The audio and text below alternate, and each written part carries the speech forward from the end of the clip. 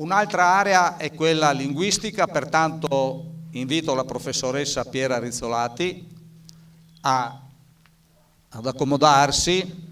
La professora Rizzolatti è la docente dell'Università degli Studi di Udine di lingua friulana. Quando metteremo il video sul sito del Fogolar, perché dovremo costruire, l'abbiamo il sito, ma lo dobbiamo seguire un po' meglio, metteremo dentro il video dell'inaugurazione. E 20 anni fa, Piera, lì, ci ricordiamo dentro, quando lei ha fatto la sua relazione, la presentazione del friulano concordiese, Friuli Concordiese, che poi è stato messo in quella bandiera, in quell'aquila.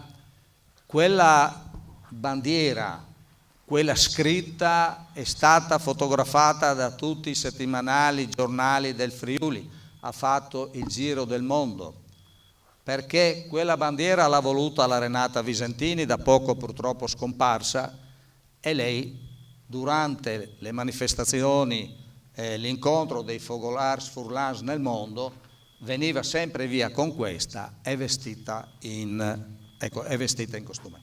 Quindi noi dobbiamo ringraziare la Piera Rizzolatti perché ha dato dignità a questa parlata friulana. Per l'amor di Dio, prima di lei lo aveva fatto molti anni fa Donato, Pasolini, però lei in quella serata, in quella giornata, era riuscita proprio a cogliere l'animo nostro e darci dignità culturale e anche scientifica. Quindi grazie Piera di questo importante contributo che lei ci ha dato.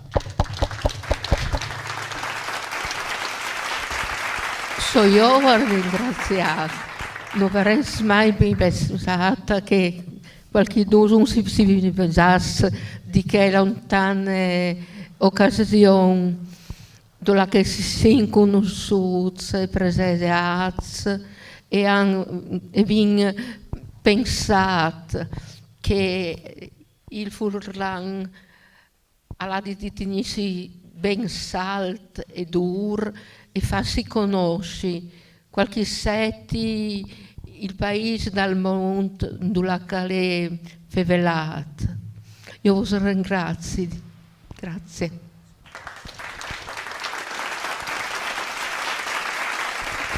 Allora, per me, Piera, farei un passaggio. Rimandiamo al libro l'intervento della Piera, perché quello che è riportato nel libro è qualcosa di straordinario, che è quello del friulano concordiese. E visto l'orario e anche il tempo e la distrazione, corriamo il rischio di perdere forse il significato più importante. Anche perché a disinduce che la professora Piera è una memoria noiosa, è diventata. Ecco, invece questa sera è diventata simpaticissima perché tu ci aspetti da bevi un time. Ecco, quindi, ecco. Sono venuta a fare feste con Walter. Ecco, grazie Piera. Tacca fa feste. Ecco, perfetto Piera. Grazie, ti ringraziamo la Piera. Allora adesso il professor Guglielmo Cevolin, docente dell'Università degli Studi di Udine, di diritto. Un anno fa il pubblico, quell'altra volta fa il costituzionale, quando gli ritelefono mi dice che fa anche quello bancario, dopo gli chiedo un consiglio, cosa devo scrivere nel libro per non prendermi una denuncia, mi dice non ti preoccupare perché ho insegnato anche diritto di autori. Quindi, diritto dei beni culturali e diritto d'autore, è sempre collegato all'identità. Ecco, quindi, però diciamo che ha anche un ruolo di carattere importante, presidente di storia, ma a noi qua oggettivamente come territorio per quello che abbiamo scritto anche nel libro nei diversi anni, essendo il direttore di Limes del Nord-Est, è colui che studia, che ragiona, che fa confronti per quanto riguarda la geopolitica del territorio e come il nostro territorio può essere collocato all'interno di una geografia economica nuova che ancora non abbiamo saputo cogliere dopo la caduta del muro di Berlino. Noi abbiamo ripreso una centralità a questi territori che non ce l'hanno dal tempo del patriarcato di Aquileia. Tutto è in mano nostra, le infrastrutture. Provate a immaginare che qui può passare la TAV, quella che andava dalla Spagna fino a Kiev, il corridoio baltico, però qua non è che si stia muovendo molte cose, perché manca anche un momento di progettualità, di capacità di progetto. E quando ci sono i progetti, ricordatevi che i soldi ci sono sempre, e quando ci lamentiamo che non ci sono i soldi, molte volte i finanziamenti, è perché non abbiamo progetti, perché quando un progetto è spendibile, quando un progetto è utile, presto o tardi i soldi possono arrivare. La collocazione del nostro territorio all'interno della struttura assiale che parte dal sud di Inghilterra per arrivare fino a noi, per dimostrare questa centralità europea, e la diocesi di Concordia quale ruolo può giocare anche in vista proprio di quello che stiamo sempre più perdendo, di una grande intuizione dell'Alpe Adria, e che come minoranze etnico-linguistiche come la nostra, nell'Alpe Adria ce ne sono 35. Quindi un indirizzo, un settore estremamente importante. Queste cose le trovate in pubblicazione, in convegni che abbiamo fatto anche assieme al professor Cevolin. Bene, allora buonasera. Troviamo molte cose che vi sono state così anticipate da Lauro Nicodemo, le trovate nel libro, in particolare nel secondo volume. Il secondo volume è una portaerei di ragionamenti sul versante del diritto interno e del diritto sovranazionale. Del diritto interno un po' per mettere in discussione sia la città metropolitana e vedere invece quello che nel diritto interno può cercare di superare i confini provinciali e regionali. Ma poi c'è un richiamo che adesso Lauro Nicodemo ha fatto alla grande intuizione di Alpe Adria, che è un'intuizione nel periodo della guerra fredda, quando c'erano dei confini armati col filo spinato, e lì già c'è stata questa capacità che è nata dal Friuli di superare queste barriere di stati che stavano addirittura in sistemi difensivi diversi. E allora ecco che che questa è una tradizione che ci deriva anche da Aquileia, perché per esempio Aquileia si è posto il problema di quale nome dare per esempio all'Euroregione, a quell'Euroregione della quale facciamo parte con il Friuli, con la Carinzia e con il Veneto. Purtroppo si è dato un nome sbagliato, cioè si è dato un nome senza confini, però ecco un nome che non è un nome impositivo. Ecco, forse se c'è qualcuno, mio amico presidente dell'associazione Mette l'Europa, Paolo Petiziol, per esempio, che sostiene che si doveva chiamare Aquileiense, Euroregione Aquileiense, perché l'Euroregione Aquileiense per esempio non avrebbe fatto paura a nessuno, anzi è ben voluta in Slovenia, è ben voluta dovunque. Quindi ecco una tradizione questa che abbiamo e che c'è nel libro. Abbiamo cercato in diverse occasioni di misurarci con questi temi che hanno a che fare sicuramente con gli aspetti economici, con gli aspetti degli assi di trasporto. Adesso ci sono anche delle novità che potremmo anche cercare di affrontare, cioè per esempio il ruolo di Trieste, il ruolo di Venezia come porti e del loro retroterra. Però ecco, oltre a questi aspetti non si può dimenticare il tema dell'identità. Il tema dell'identità che è importantissimo. Io ricordo al mio amico Ilvo Diamanti e Marc Lazar, che hanno scritto recentemente un libro che ho avuto occasione di presentare in diverse occasioni, e un libro sulla politica attuale, e uno dei 4 punti chiave è il tema periferie. Il tema periferia è un tema che è chiave per comprendere la realtà attuale, per comprendere per esempio come Trump ha vinto le elezioni al di là dei sondaggi, delle previsioni, del sostegno di tutte le televisioni. Quindi il comprendere come bisogna, per esempio per quanto riguarda il tema della città metropolitana, tenere presente di queste periferie, di queste zone che non riescono a essere incluse.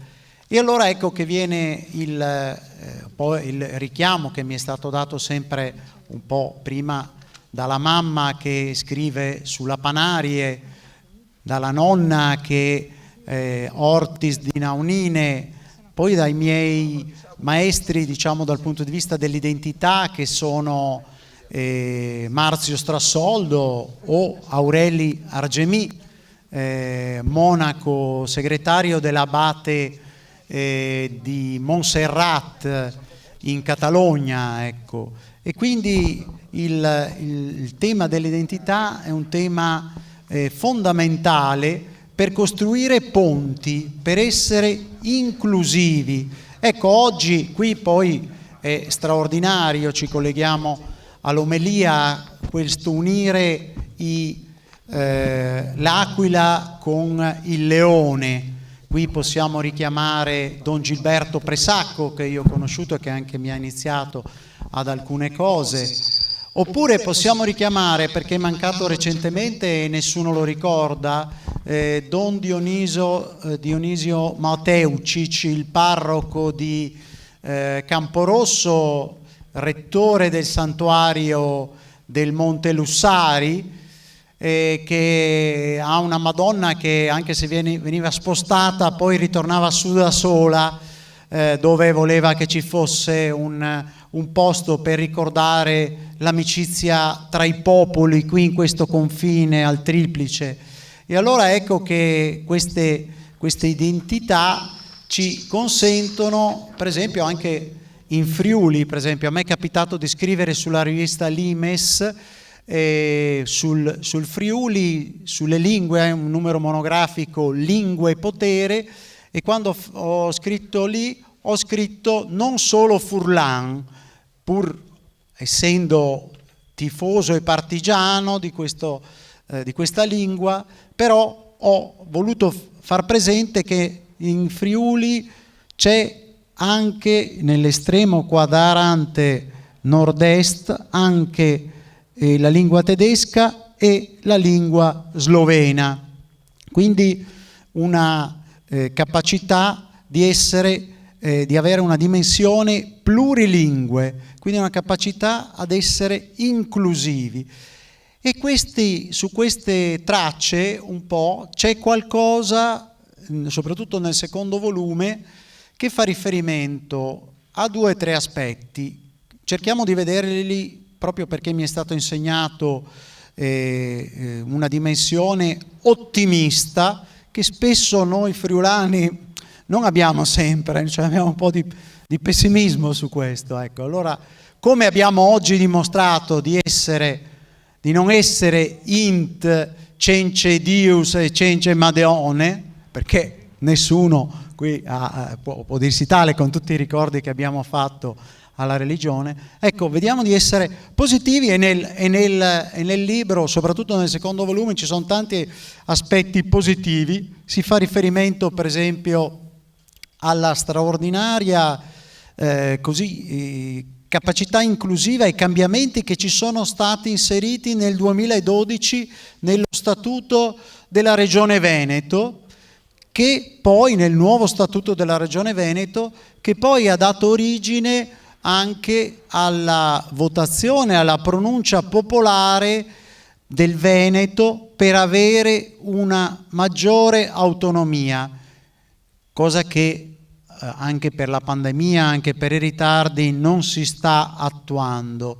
Però ecco, lì c'è il richiamo alle lingue, c'è il richiamo a tanti aspetti che sono positivi, quanto magari forse ci sono degli aspetti non tanto positivi nella città metropolitana. Quindi cerchiamo di vedere gli aspetti positivi dal punto di vista del diritto interno. Poi cerchiamo di vedere un altro aspetto positivo dal punto di vista invece del diritto sovranazionale e pensiamo al regolamento sui GECT, sui gruppi europei di cooperazione territoriale, che sono il fondamento giuridico. Questo regolamento europeo è il fondamento giuridico delle euroregioni ed è dal punto di vista normativo una normativa europea che ha il valore di legge. Essendo un regolamento europeo, interviene a livello delle fonti primarie della legge in pratica e prevale praticamente anche sulla legge, ed è quello strumento che ci consente, con l'Euroregione senza confini che è già stata istituita, di ragionare in termini al di là dei confini, un pochino lasciando sullo sfondo la Farnesina, lo Stato italiano, avendo una capacità di dialogare con chi sta di là del confine ed è un ente substatale.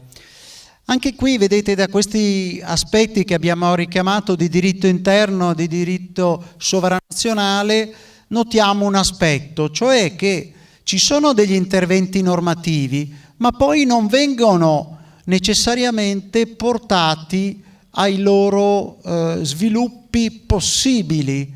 Perché accade questo? Cioè, nonostante le conquiste giuridiche, di queste cose si parla nel volume, soprattutto nel secondo, vi ripeto, non si ottengono poi dei grandi cambiamenti poi reali.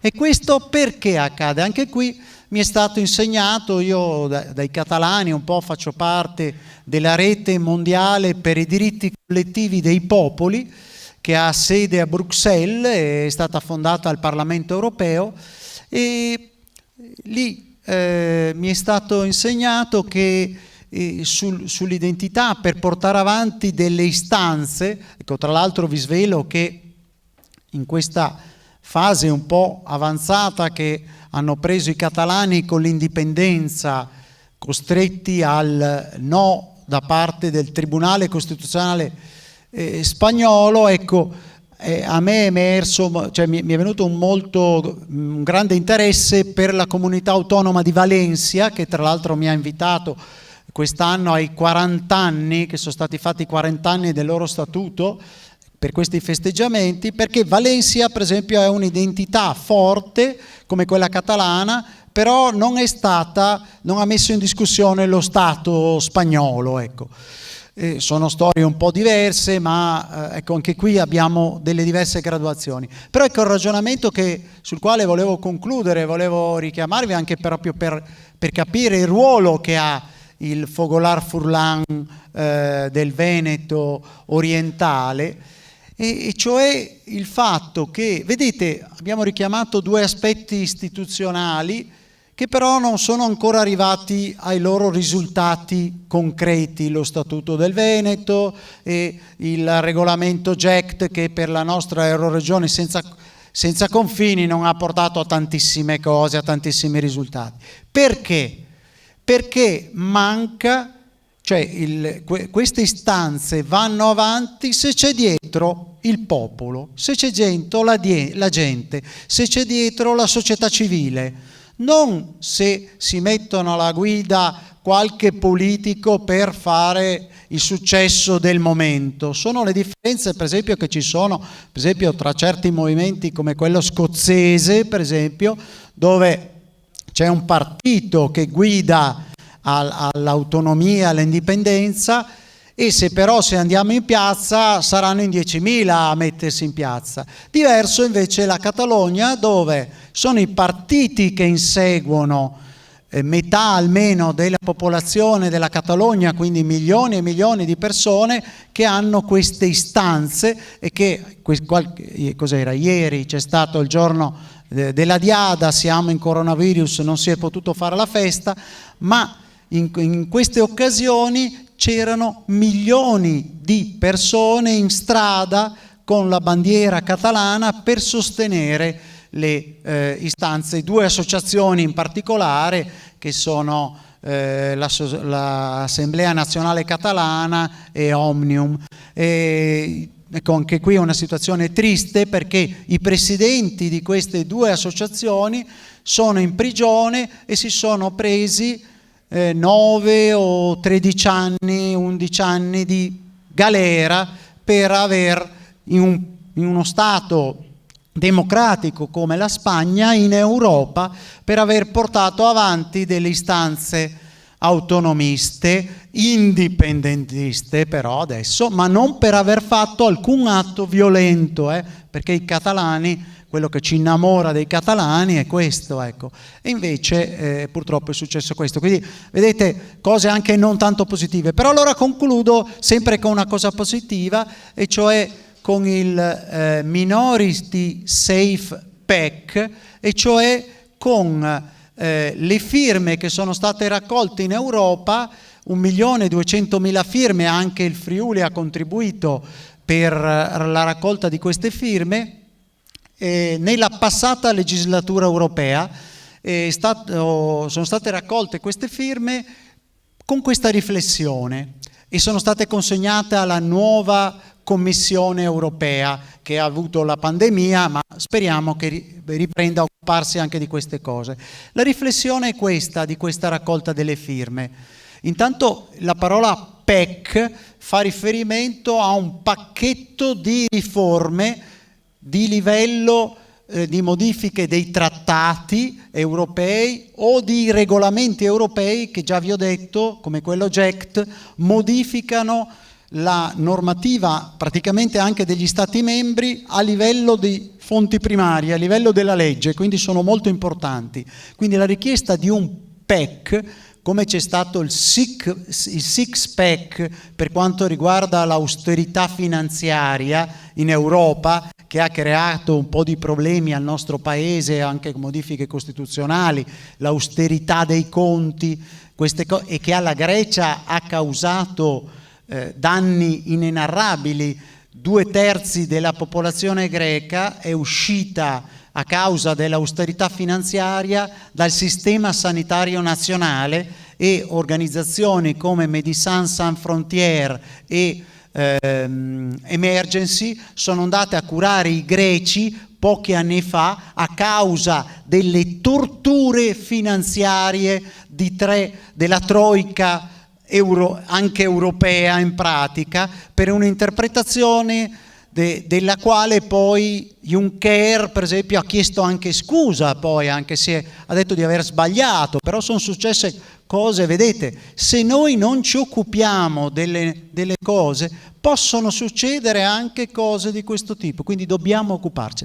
Allora questo six pack ha fatto questi danni. Invece la richiesta delle firme è il Minority Safe Pack, cioè il fatto che su 500 milioni che sono in Europa, adesso un po' meno con il fatto che c'è stata la Brexit, o che si concluderà il percorso definitivo poi della Brexit, però ecco, ci sono circa 50 milioni di minoranze linguistiche nazionali, nel senso che il 10% della popolazione europea fa parte di minoranze linguistiche o nazionali, e quindi ecco che è necessario un percorso europeo per far star meglio queste minoranze linguistiche nazionali in Europa, per avere un progresso in Europa verso una migliore convivenza di 1/10 della popolazione.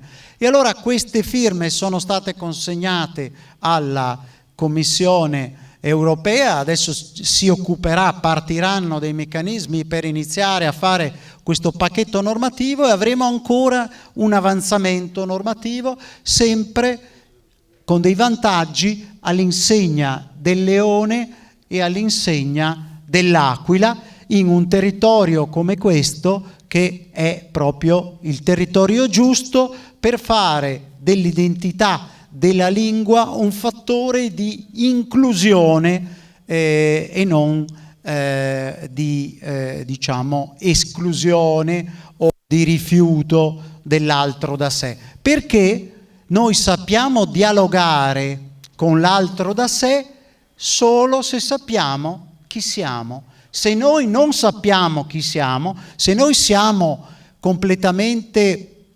omologati a una realtà multinazionale, così anche a volte potrebbe essere consumista, occidentale, quello che volete, noi non siamo nulla, non riusciamo a dialogare con l'altro da sé. Solo se sappiamo chi siamo, sappiamo dialogare con l'altro da sé. Grazie.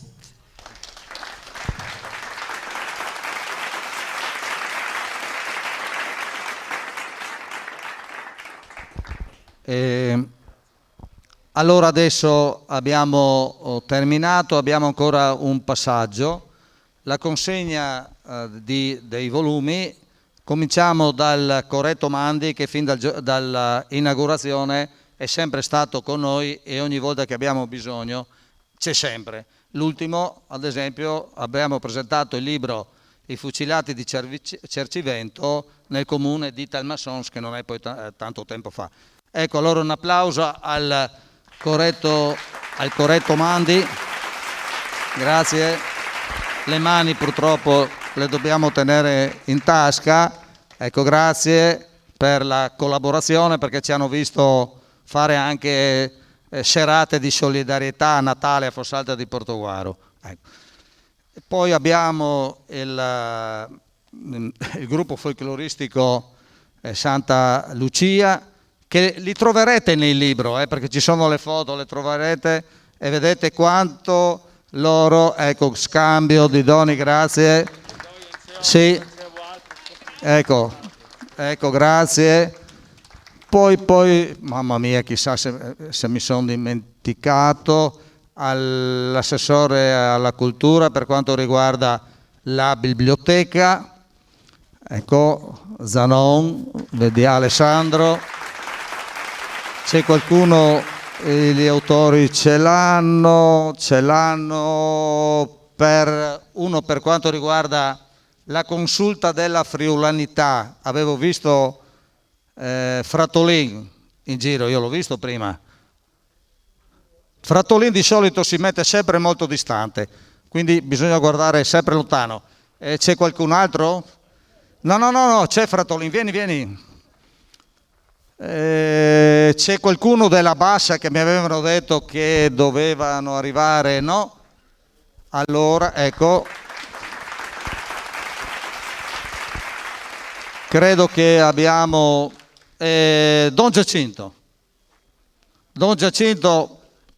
dopo dobbiamo verificare quali sono le pubblicazioni che non hai, perché hai fatto 10 anni e quante ne hai o no, adesso bisogna... Ecco, Don Giacinto, un applauso, che è il sacerdote che ci ha fatto partire, grazie. Vediamo, no, siamo tranquilli, quindi possiamo chiudere questa importante giornata. Per noi è stata importante, anche la partecipazione è stata al di sopra di qualsiasi migliore previsione, viste le situazioni in cui siamo. Quindi grazie della vostra partecipazione. Due cose, adesso lì c'è la possibilità di un piccolo rinfresco, è tutto monodose, quindi è inutile correre perché la dose ognuno ce l'ha, si siede, se la mangia, c'è la bicchierata e poi se qualcuno desidera avere il libro basta che lo chieda, perché il libro è fatto anche di fotografie. Un libro è una pubblicazione che serve guardarlo, leggerlo, metterlo da parte. Se c'è una fotografia fra un anno si ritorna, quindi deve diventare qualcosa di vivo. I ricordi, le fotografie nei vari momenti è un qualcosa di vivo e di reale. Grazie per la partecipazione, ci dispiace di essere stati un po' lunghi, però ecco, ed è l'artista, è questo, ma lo abbiamo presentato l'altro giorno perché altrimenti, ecco, questo è l'artista che ha fatto i vari, grazie Giorgio Fagotto, grazie a tutti i partecipanti, grazie.